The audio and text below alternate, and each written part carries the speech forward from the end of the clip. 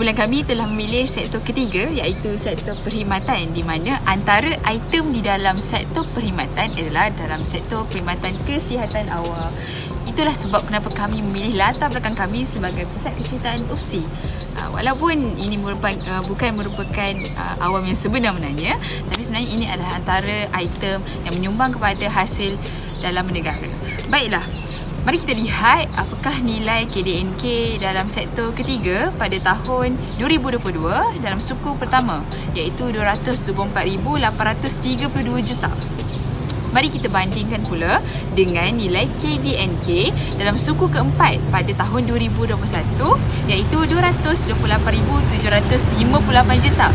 Dan sebenarnya nilai yang berkurang adalah nilai yang sangat sedikit.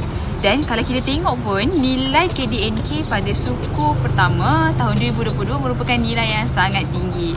Dan ini membuat rumusan bahawa sektor ketiga merupakan sektor yang amat penting dan menyumbang kepada hasil negara yang sangat tinggi. Baiklah, itu sahaja daripada saya. Saya akan meneruskan dengan rakan saya yang seterusnya. Bye-bye. Seterusnya adalah kepentingan sektor perkhidmatan kesihatan awam di masyarakat kita. Yang pertama adalah penjanaan pembangunan dan ekonomi sosial negara. Seperti yang kita tahu, sumber pendapatan negara ataupun aliran duit masuk dalam akaun negara dikira dalam sektor perkhidmatan awam ini, di mana ia meningkatkan keluaran dalam negara kasar kita, iaitu KDNK. Seterusnya adalah penjanaan guna tenaga penuh. Seperti yang kita tahu, klinik awam ini memerlukan tenaga kerja yang mencukupi. Sebagai contoh, pembantu mahmal, pembantu kesihatan dan farmasi.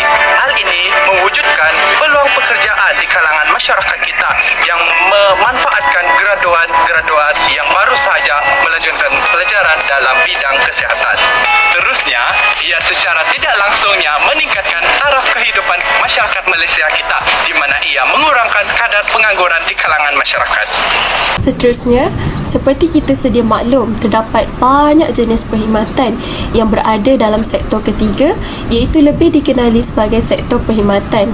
Contohnya seperti perkhidmatan makanan dan juga minuman. Contoh perkhidmatan makanan dan minuman ialah perkhidmatan restoran, sama ada restoran tradisional, restoran bawa pulang atau layan diri, dan juga perkhidmatan catering. Pada tahun 2022, bagi suku kedua, antara bulan April hingga Jun, sektor perkhidmatan merekodkan jumlah sebanyak RM231,454 juta ringgit dan menyumbangkan sebanyak 52.64% kepada KDNK negara. Manakala, perbandingan sektor perkhidmatan bagi suku tahun pertama dan suku tahun kedua pada tahun 2022 adalah menunjukkan trend meningkat, iaitu bagi suku pertama, sektor perkhidmatan mencatatkan sebanyak 224,832 juta meningkat kepada 231,454 juta.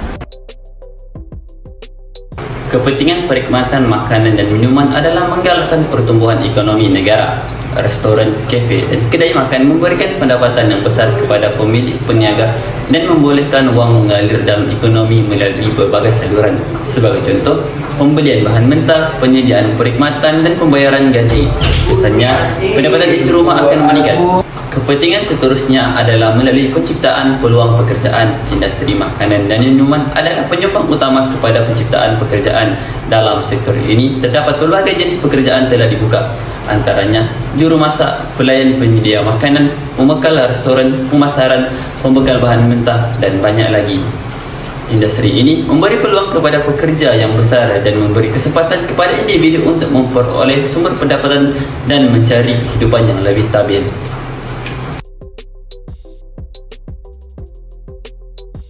Sektor perkhidmatan diklasifikasikan sebagai sektor ketiga, iaitu sektor yang paling meluas jika dibandingkan dengan sektor pertama dan kedua.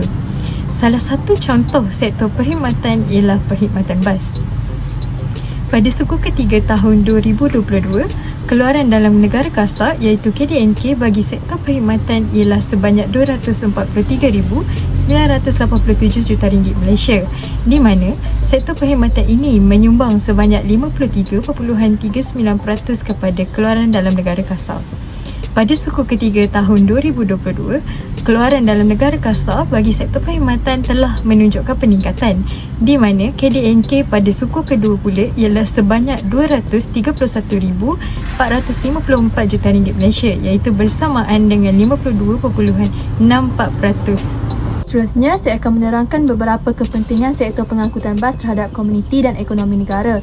Tidak kiralah apa jenis perkhidmatan bas tersebut, sama ada bas transit tempatan, bas antarabandar, bas shuttle, bas persiaran, bas sekolah, bas pekerja dan bas ekspres, semestinya bas memainkan peranan penting kepada masyarakat dan pembangunan negara.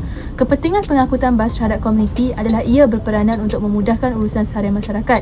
Jika kita lihat sendiri situasi di UPSI, rata-rata pelajar menggunakan bas untuk berulang-alik ke kolej dari kolej kediaman dan sangat memudahkan urusan.